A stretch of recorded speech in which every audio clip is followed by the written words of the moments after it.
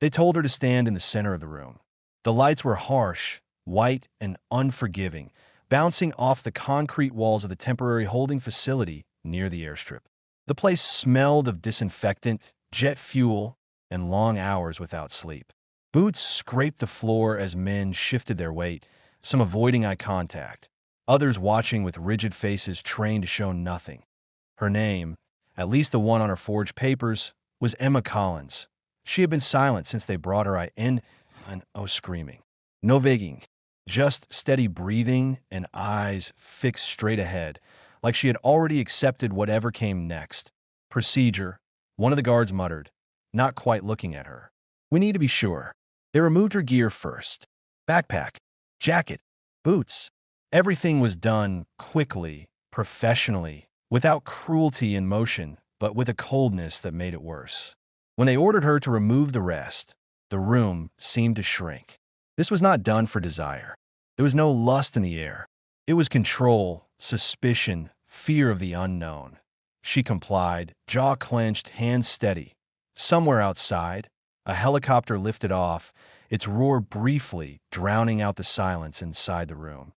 When it was over, when she stood exposed not just physically, but in the deepest way a human can be, one of the men shifted uncomfortably and looked away. Another swallowed hard. A third stared at the floor. Then the SEAL team leader stepped forward. His name was Commander Jack Reynolds. Reynolds had seen combat on 4 continents. He had made calls that sent men into gunfire and brought others home in flag-draped silence. His face was carved with lines earned over decades, and his eyes missed very little. He was about to turn away when something caught his attention, a mark, the thin line of ink running along her spine, partially obscured, elegant and deliberate. He froze. Stop, Reynolds said quietly.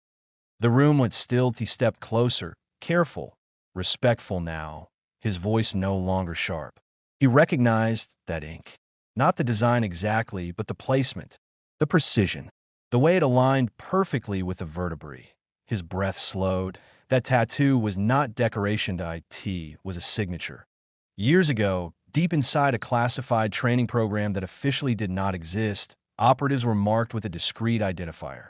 No flags, no names, just a symbol and a code, placed where it could be concealed but never altered without extreme effort. Reynolds had seen it once before. Only once. Get her covered. He ordered that a jacket was placed around her shoulders immediately. The tone in the room changed in an instant, confusion rippling through the guards. Reynolds looked in her eyes for the first time. Who sent you? He asked. She finally spoke. You already know, she said. Her voice was calm. Controlled. American. The room seemed to exhale. Hours earlier, the capture had seemed routine, a woman moving alone near a restricted zone. No clear ID, wrong answers to the wrong questions. In places like this, that was enough. Too much was at stake to take chances. She had not fought back. That alone had raised alarms. Most people panic when cornered by armed men. They run. They cry. They resist. Emma had done none of those things. Now Reynolds dismissed everyone but 2 trusted officers. He pulled a chair, sat across from her, and slid a bottle of water across the table. Drink, he said. She did. You shouldn't be here, Reynolds said quietly. Neither should you, she replied. A faint smile touched the corner of his mouth before disappearing. What's your real name? She hesitated, just long enough to measure him. Claire Monroe. That name hit harder than a punch. Reynolds leaned back, memories flooding in. Briefings in windowless rooms. Redacted files. Promises of plausible deniability.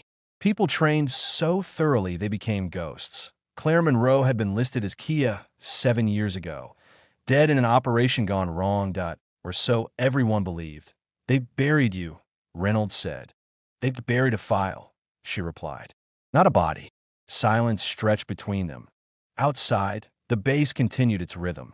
Radios crackled. Engines roared. Orders were shouted. Life moved on, unaware that something delicate and dangerous was unfolding in a small concrete room.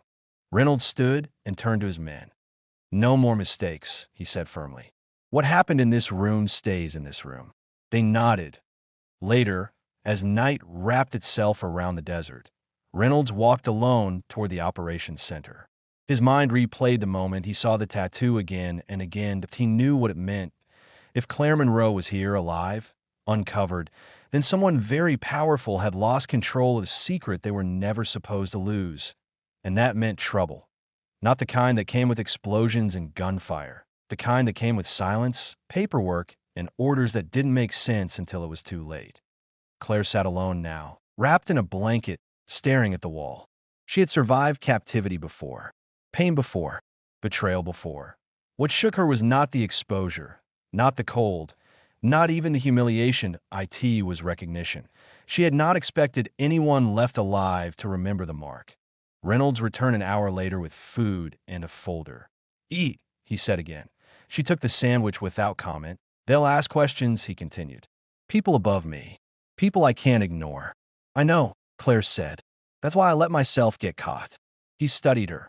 "You walked into a sealed perimeter on purpose?" "Yes. That's either brave or reckless."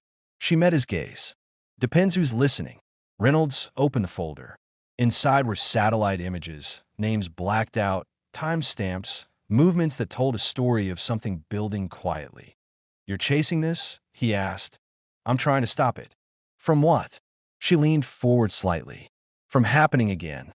Reynolds closed the folder. 7 years ago, a mission had failed because of bad intelligence and political pressure. Good people paid for it. Officially, lessons were learned. Unofficially, those lessons were ignored. Claire Monroe had been part of the cleanup. And apparently, she still was.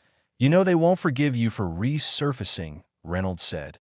"They already tried to erase me once," she replied. "This time, I'm not disappearing quietly." For the first time, Reynolds understood the weight she carried. Not just training or secrets, but the burden of knowing the truth and being unable to share it freely. "You realize," he said, "helping you could end my career." She shrugged slightly. "Helping me could save lives." Another silence. Finally, Reynolds stood. "I'll see what I can do," he said. "No promises." "That's more than I expected," she replied.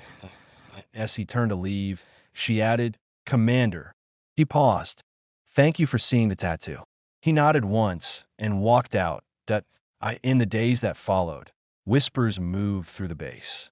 Files were requested. Calls were made. Orders were delayed. Somewhere, far from the desert, someone noticed a dormant name reappear on a secure system. Claire Monroe. Active. And someone else noticed something worse. Commander Jack Reynolds had access to file he was never supposed to open again. If you're watching this story on the channel, remember to subscribe to Generals and Truth Stories for more powerful, realistic military stories that reveal the human side behind classified operations. Because this was only the beginning. Claire had survived being stripped of everything in front of strangers. Now she was preparing to strip the truth from a system built on silence. And the cost of that would be far higher.